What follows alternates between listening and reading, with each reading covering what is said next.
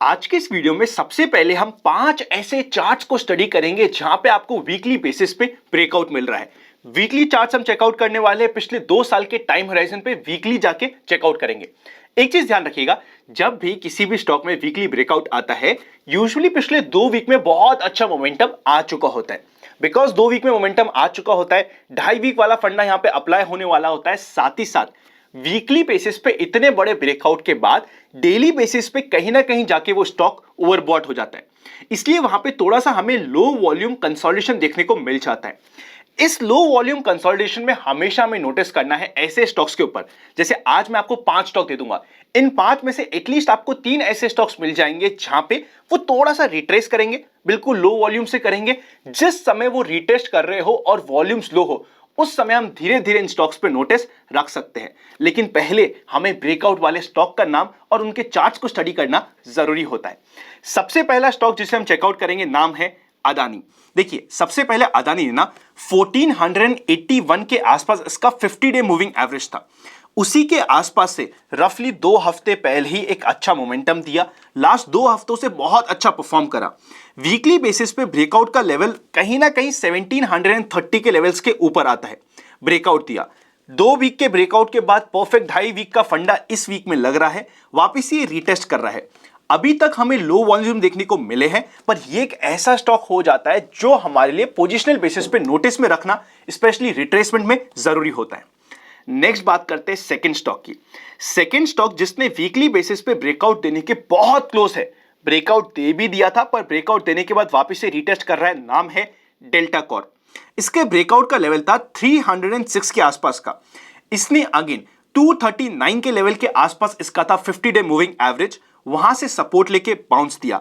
जिस समय बाउंस दिया है, पिछले 3 वीक में वॉल्यूम्स हमें ठीक मिले हैं, स्पेशली जो लास्ट वीक था और ये वीक था, इस समय वॉल्यूम्स हमें अच्छे मिल रहे हैं। इसने ब्रेकआउट तो दिया है पर वापस से पूरा का पूरा रिटेस्ट कर लिया है। कभी भी अगर ये 270 के आसपास हमें लो वॉल्यूम से कंसोलिडेट करता है तो पोजिशनल बेसिस में भी हमारे नोटिस में रह सकता है। 2 स्टॉक हम डिस्कस कर चुके हैं, अब चलते हैं थर्ड स्टॉक के ऊपर। नाम है एसआरएफ। एसआरएफ का वीकली ब्रेकआउट रफली 2700 लेवल के ऊपर जाते ही मेजर वीकली ब्रेकआउट आ जाता है। वैसे तो जैसे इसने 2500 के लेवल को क्रॉस करा था, एक वीकली ब्रेकआउट तो हमें मिला ही था, पर जो मेजर लॉन्ग टाइम होराइजन का अल्टीमेट ब्रेकआउट होता है वो 2700 के ऊपर होता है। लास्ट वीक बहुत बड़ा मोमेंटम दिया था, 15% के ऊपर की हमें एक बड़ी कैंडल आपको दिख रही है लास्ट वीक। इस वीक थोड़ा सा शांत है, पर कभी भी अगर ये 2700 के लेवल को क्रॉस करता है, इमीडिएटली 10 से 15% के लिए ये रेडी हो जाता है। फोर्थ स्टॉक, देखिए सबसे पहले मैं 5 स्टॉक की बात करूंगा, फिर क्या क्या चीजें ध्यान रखनी है उसके ऊपर अपन डिस्कस करेंगे। फोर्थ स्टॉक हमारे सामने आता है टाइटन का। वीकली ब्रेकआउट का लेवल था 2610 का। टाइटन ने तो इवन अपने 20 डे मूविंग एवरेज जो रफली 2446 के आसपास था, वहीं पे हमेशा से बाउंस करा है। 20 डे मूविंग एवरेज को पिछले 10 वीक के ऊपर हो गए हैं, इसके नीचे कभी भी टाइटन आपको मिला ही नहीं है। ये इस स्टॉक की एक्चुअल स्ट्रेंथ शो करता है। लास्ट टाइम ये स्टॉक आपको 50 डे मूविंग एवरेज के आसपास मिला था 2020 में, मतलब ऑलमोस्ट पिछले 1 साल हो चुके हैं। ये अपने 50 डे मूविंग एवरेज के आसपास या उसके नीचे गया ही नहीं है। ये किसी भी स्टॉक की स्ट्रेंथ को शो करता है।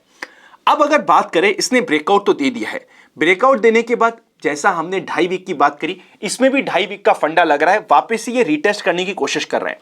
इस स्टॉक में स्पेशली वॉल्यूम अभी तक सबसे कम है, तो रिटेस्ट कभी भी होता है तो हमारे नोटिस में ये स्टॉक रहना चाहिए। इन सभी स्टॉक्स में ना कभी भी 2.5 दिन का फंडा अप्लाई हो रहा हो, हमारे स्पेशल नोटिस में रहना चाहिए। एंड फाइनली हम एक ऐसे स्टॉक की बात कर रहे हैं जिसने 2 वीक के ब्रेकआउट देने के बाद भी थर्ड वीक भी बहुत बड़ा मोमेंटम दिया, नाम है ट्रेंड। ट्रेंड का ब्रेकआउट का लेवल है 1200 का। अब अगर ये कभी भी 1200 के आसपास रिटेस्ट करता है तो हमारे नोटिस में रह सकता है। लास्ट वीक इसने ब्रेकआउट दिया था और ब्रेकआउट भी दिया था नॉर्मल से डबल के वॉल्यूम पे। ये स्टॉक आप क्लीन देख सकते हो, बहुत ही अच्छा राउंडिंग बॉटम कप का पैटर्न बनाते हुए ब्रेकआउट देने की कोशिश कर रहा है। आप इसको कब भी देख सकते हैं, वरना अगर आपको और क्लैरिटी चाहिए तो बड़े आराम से आप एक फ्लैट बेस पैटर्न आपको मिल जाएगा। तो ये हो गए हैं 5 स्टॉक जिसमें आपको वीकली ब्रेकआउट मिल रहा है। वीकली बेसिस पे ब्रेकआउट आना मतलब ये पोजिशनल बेसिस ट्रेडिंग के लिए आपके लिए नोटिस में आ रहे हैं। ऐसे स्टॉक जिनको रफली आप 21 डेज से लेके 3 मंथ्स के लिए प्लान कर सकते हैं, पर क्योंकि यहां पे आपका टाइम होराइजन 21 डेज से ज्यादा का है, एंट्री पॉइंट आपको सोच समझ के लेना है। जब ये रीटेस्ट कर रहे हो, ये पांचों स्टॉक हमेशा आपके वीकली बेसिस पे रडार पे होने चाहिए। आपको वीकली बेसिस पे इन स्टॉक को स्टडी करना है। कहीं पे भी आपको लो वॉल्यूम कंसोलिडेशन का लेवल दिख रहा हो, स्पेशली अपने ब्रेकआउट लेवल के आसपास, वहां पे ये स्टॉक वापस से नोटिस में आ जाता है। ब्रेकआउट लेवल के इवन अगर 3% नीचे तक जाए तब भी ये स्टॉक हमारे नोटिस में रहने चाहिए। आई होप ये ब्रेकआउट लेवल की स्टडी आपको हेल्प करी होगी। अब चलते हैं पहले सेक्शन पे, नॉर्मली अनंत का फंडा के जैसे शुरू करते हैं मार्केट टुडे। सबसे पहले इंडेक्स के ऊपर नजर डालें। Sensex 0.53% negative, Nifty 0.40% negative, bank Nifty 0.55% negative. 36,700 के लेवल के ऊपर जाने के बाद ही बैंक निफ्टी में स्ट्रेंथ आएगी। मिड कैप इंडेक्स 0.55% पॉजिटिव रहा। मिड कैप इंडेक्स के पॉजिटिव रहने का मतलब यह है कि अगर आपका स्टॉक सिलेक्शन अच्छा था, ब्रॉडर मार्केट में आपको अच्छा मोमेंटम मिला होगा। एडवांस एंड रेशियो पे नजर डालें तो 760 शेयर एडवांस हुए, जिसके अगेंस्ट में 1100 शेयर डिक्लाइन हुए। मॉर्निंग में जिस समय मार्केट ओपन हुआ था, वैसे ना open for all free Telegram पे कल के दिन आफ्टरनून में आपके लिए डाल दिया था कि आज का दिन ब्रॉडर मार्केट के लिए अच्छा होगा।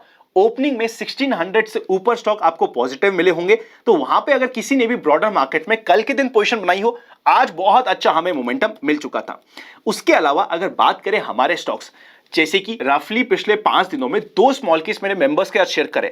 एक आज के दिन 0.5% पॉजिटिव था, दूसरा आज के दिन 1% पॉजिटिव था। ये वही स्टॉक है कहीं ना कहीं जो हम आनंद का फंडा में भी कुछ स्टॉक्स उसमें से डिस्कस कर रहे हैं। मतलब ये कि अगर आपका स्टॉक सिलेक्शन अच्छा था, आज के दिन ब्रॉडर मार्केट में आपको ज्यादा दिक्कत आई नहीं होगी, आपके लिए काफी अच्छा दिन रहा होगा। विक्स की बात करें तो 24.74 का था, ओके है। निफ्टी की बात करें तो ओपनिंग तो बहुत अच्छी हुई थी, 17,405 की। हाई भी बनता है पहले ही 1 घंटे के अंदर अंदर 17,442 का, और क्लोजिंग होती है 17,245 की। न्यूट्रल टू नेगेटिव क्लोजिंग बोल सकते हैं। आज का लो लगता है 17,200 के आसपास का। मतलब हुआ ये कि आज के दिन मार्केट ने ओपनिंग बहुत अच्छी करी थी, बहुत अच्छी कॉल राइटिंग ऑलरेडी 400 से 500 के लेवल पे थी, तो उन्होंने आज के लेवल डिफेंड किया और पूरा का पूरा वापस से मार्केट को नीचे लेके आए। आखिरी के आधे घंटे में हल्का फुल्का सा बाउंस हमें देखने को मिला। अगर इंपॉर्टेंट अपडेट्स की बात करें, सबसे पहले इंडिया का एक्सपोर्ट टारगेट $400 बिलियन का था, वो सरपास हो चुका है। ऑलमोस्ट 37% की ईयर ऑन ईयर बेसिस पे ग्रोथ देखने को मिली है, जो पॉजिटिव हो जाता है। बजाज इलेक्ट्रिकल्स ने रिन्यू कर लिया है अपना trading license with Morphy Richards for 15 years, positive है। एंड फाइनली ऑरोबिंदो फार्मा अपनी मैन्युफैक्चरिंग फैसिलिटी क्लोज कर रहा है न्यू जर्सी में। स्लाइटली नेगेटिव पॉइंट ये हो जाता है ऑरोबिंदो फार्मा के लिए। चलते हैं नेक्स्ट सेक्शन पे, जिसका नाम है FIIs and DIIs action. FIIs ने आज के दिन 480 करोड़ के ऊपर की परचेज और डीआईआईज ने 300 करोड़ के आसपास की सेल। नेट का फिगर इतना बड़ा नहीं है तो ज्यादा फर्क नहीं पड़ता। अगर फ्यूचर एंड ऑप्शंस की बात करें, वहां पे एफआईआईज की पोजीशन न्यूट्रल हो गई है, और क्लाइंट की बात करें तो वो थोड़ा सा नेगेटिव ज्यादा होते जा रहे हैं। क्लाइंट नेगेटिव होना मतलब कि अगर एफआईआईज को ट्रैप करने की इच्छा हुई क्लाइंट को, तो उनके लिए एक मौका बन जाता है। एफआईआईज आज के दिन न्यूट्रल बने हुए हैं। चलते हैं नेक्स्ट सेक्शन पे, जिसका नाम है व्यूअर्स क्वेरी। सबसे पहला क्वेश्चन, मेरी सिस्टर सीए कर रही है, क्या उन्हें सीएफए अभी पहला अटेम्प्ट दे के लेवल 1 पार कर लेना चाहिए या फिर रुकना चाहिए? देखिए, आप वैसे चाहे तो लेवल 1 पार कर सकते हैं, जैसे आपकी ग्रेजुएशन हो जाती है आप लेवल 2 के लिए भी एलिजिबल हो जाते हैं। पर मेरा पर्सनल ओपिनियन, जो मैंने पर्सनल अपनी स्टडी में फॉलो किया था, पहले सीए को कंप्लीट किया। एक बार आपका सीए कंप्लीट होता है, आपका कॉन्फिडेंस 4 चांद पे होता है। बाद में ना सीएफए करना बहुत आसान हो जाता है। अननेसेसरी कई बार क्या होता है, हम 2 डिग्री साथ में करते हैं और अपने मन को दिलासा देने का हमें ऑप्शन मिल जाता है कि अरे यार, मैं सीएफए साथ में कर रहा था इसलिए मेरे सीए में अटेम्प्ट लग गया। ये बहाना अपने आप को आप नहीं दे सके, इसलिए मैं हमेशा ये मानता हूं कि पहले आप सीए को कंप्लीट कीजिए, बाद में विद इन 1.5 साल आपका सीएफए भी कंप्लीट हो जाएगा। नेक्स्ट क्वेश्चन, कि कंप्लीट रिवर्सल हो रहा है या फिर रिट्रेसमेंट है, कैसे पता चलेगा? देखिए, सबसे पहले आप रिवर्सल और रिट्रेसमेंट की बात कर रहे हैं तो स्टॉक का पहले मोमेंटम पॉजिटिव होना चाहिए। एटलीस्ट पिछले 3 से 4 वीक में पॉजिटिव मोमेंटम होना चाहिए, वो ब्रेकआउट दे देना चाहिए। उसके बाद अगर हम रिट्रेसमेंट की बात करें तो वहां पे आपको मेनली वॉल्यूम स्लो मिलेंगे, स्पेशली इंपॉर्टेंट मूविंग एवरेज या ब्रेकआउट लेवल के आसपास वॉल्यूम स्लो मिलेंगे। और रिवर्सल अगर होगा तो जो इंपॉर्टेंट सपोर्ट लेवल होते हैं या ब्रेकआउट लेवल होते हैं या मूविंग एवरेज होते हैं, वॉल्यूम के साथ आपका स्टॉक उस लाइन को तोड़ के नीचे जाएगा। यहां पे आपका सबसे मेन फोकस होना चाहिए वॉल्यूम्स के ऊपर। चलते हैं नेक्स्ट सेक्शन पे जिसके नाम है स्टॉक्स इन फोकस। आज वैसे हम ऑलरेडी 5 स्टॉक्स के वीकली ब्रेकआउट को डिस्कस कर चुके हैं। ये इसलिए किया क्योंकि आप में से कुछ लोगों ने कहा कि अनंत ऑफ लेटली आप ट्रेडिंग पे ज्यादा फोकस कर रहे हो, पोजिशनल बेसिस पे वापस से आपने कहा कि समय आ गया है तो कुछ स्टॉक्स वहां पे भी डिस्कस करो, इसलिए हमने वो 5 स्टॉक्स को डिस्कस किया था। और अगर ट्रेडिंग की बात करें, इवन डेल्टा कॉर्प कभी भी 310 के लेवल को क्रॉस करता है, 315 से 323 के लेवल्स इमीडिएटली ओपन हो जाएंगे, 305 का इमीडिएट स्टॉप लॉस हो जाएगा। चलते हैं नेक्स्ट सेक्शन पे जिसका नाम है जनरल मार्केट ट्रेंड।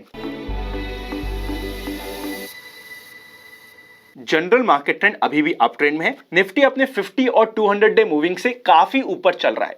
कल के वीडियो में मैंने बेसिकली आपसे दूसरी साइड की बात की थी कि कब मार्केट न्यूट्रल या डाउन ट्रेंड में आ सकता है। वो सिर्फ आपकी क्लैरिटी के लिए मैंने डिस्कस किया था कि मार्केट ट्रेंड चेंज कब होता है। इसका मतलब ये बिल्कुल भी नहीं है कि मैंने दोनों तरफ की बात करी है। अभी general market trend up trend में है, मैं पर्सनली उसी चीज को फॉलो कर रहा हूं।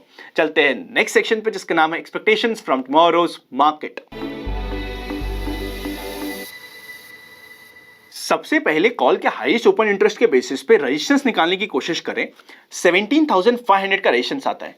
इवन अगर मार्केट कभी भी 17,300 को क्रॉस करके ऊपर आधी से 1 घंटा सस्टेन करता है तो एक अच्छी रैली भी कल के दिन बन सकती है। अगर इंपॉर्टेंट सपोर्ट की बात करें तो रफली सपोर्ट वही है जो आज का लो था। पहला सपोर्ट आता है पुट के ओपन इंटरेस्ट के बेसिस पे 17,200 का।